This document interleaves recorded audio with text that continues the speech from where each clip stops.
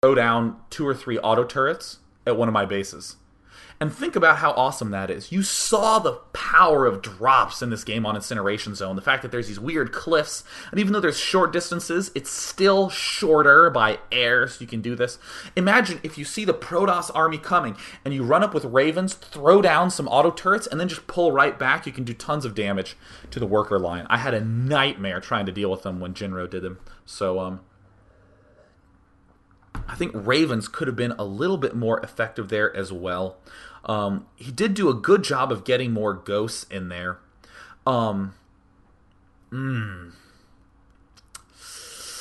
That's a tough one. So I'm just going to state everything I'm thinking. I'll be long-winded, and then I'll take 2 more questions. We're going a little bit long today, but hey, I'm not going anywhere. I'm actually going to be reading Fables. Fables, another excellent comic book that, once again, makes a lot of sense. I love sensical comics. Oh my god, Superman Prime from Dimension Epsilon 47. Oh my god, and the Superman, he just has like his hair parted on the other side. And they're like, oh, an entirely new Superman. Oh, the ultimate dimensions are crazy. Yeah, sorry, none of that shit. Sorry, okay, what am I talking about? Oh yeah, about this gas expenditure. So, way back in the early days of Brood War, people just went for tank vulture timing pushes, neglected upgrades, neglected ghosts, neglected science vessels, neglected all this higher level tech.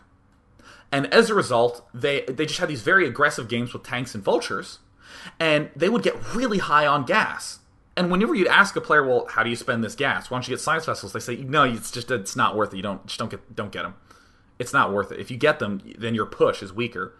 And then Flash comes along and gets really fast upgrades. He expands a lot. He gets science vessels. And he just makes tons and tons of shit that's at 2-1 upgrades when he pushes out. And it was so hard for Protosses to deal with for the longest time. In like the Golem TV Invitational, like the first one, the Invite round of 16, or the Invite 16-man tournament, Flash pretty much did that every TVP and just crushed his opponents. He figured out a way to spend that gas. However, what I want to say is that is a different style, the style Flash was using. So the question that 1A2A3A asks is, how do I keep my gas low if I'm Maka? Well, what I would say is, if you're doing that, I can think of other styles that are non-Maka-like that would spend the gas effectively. So keep those in the back of your head and say to yourself, how can I spend the gas? However, think back to that Terran vs. Protoss way of playing, where it's big tank pushes.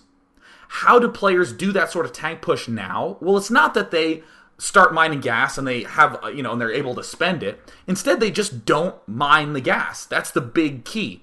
If you are not spending that much gas with this unit composition, just don't get more gas. We even saw Maka not take his geysers at his expansion, and I think that was a very wise decision. So I would honestly suggest, if you are really high on gas, do one of 2 things. One is change your style to be able to use the gas, and the other is just don't mine the gas. Just get more minerals and do your style better.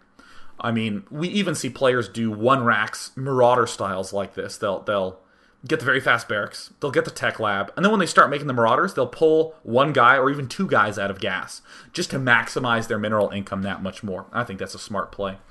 So let us take more questions. Oh, Superveets 187 says, don't you think he should have gotten siege tanks considering the map? I think he could have.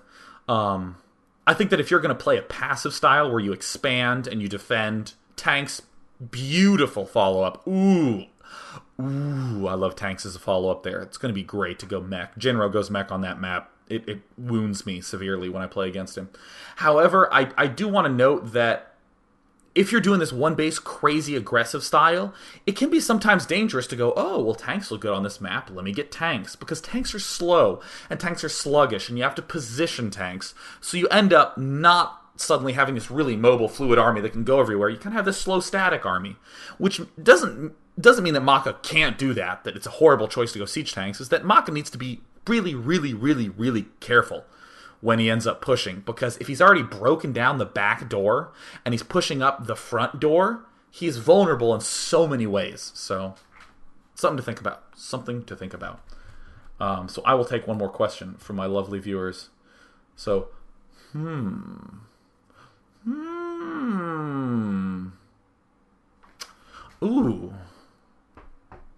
Ooh, that's a cool question. So, Zizor Half-Wing Scene says, Day 9, mid-late game Reapers are very overlooked. And especially on a map like Incineration Zone, mid-game Nitro Pack Reaper groups could annihilate Templar, could have been used in great harassment. Wouldn't this have been good to hurt Protoss? Ooh, okay, so this is... The reason I like this is, first of all, everyone will agree with the obvious thing. If I get Reapers, I can bounce up and down these cliffs and punch them right in the face. Yeah. And plus Reapers are damn good against killing Zealots and Templar. So, obvious stuff.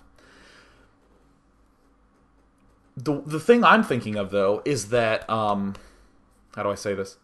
Reapers take a lot of time to build, but they're pretty cheap on minerals. So if you're doing this huge aggressive play and you start making Reapers, you're suddenly going to have this huge rise in money, which, now you can throw down an expansion. So I think, and you'd also be throwing down more barracks in this period of time as well. So, The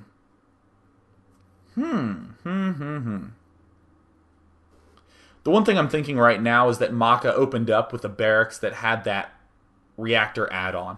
So honestly, how's this? How's this for a thought?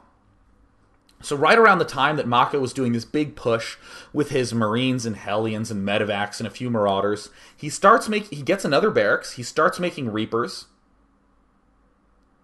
and he gets 2 barracks with add-ons, so he can make Reapers with Nitro Packs. He still makes Marines out of his reactor barracks, but then he builds up enough money to expand. So as he pulls off with a main force, he retracts his main force to be a defensive position at his natural expansion, and then starts harassing around with Reapers. And you can still do harassment around with the Medevacs too. I like that. I think that's cool, and I think that that's a good way to make it work too, to begin with this aggressive force, start building up the Reapers, start getting the Nitro Packs, start getting another barracks with a tech lab, and then pull back with your main army while you're expanding, and then move forward with the Reapers. Non-stop aggression start to finish. So this has been a little bit longer of a daily, but of course, who doesn't love long dailies? I am going to go, guys. Once again, follow me on Twitter, twitter.com/day9tv. Follow me on YouTube, youtube.com/day9tv. And definitely please support those 2 venues, because with higher numbers comes more eager sponsors. Yeah. And of course, we always want to have the esports community grow.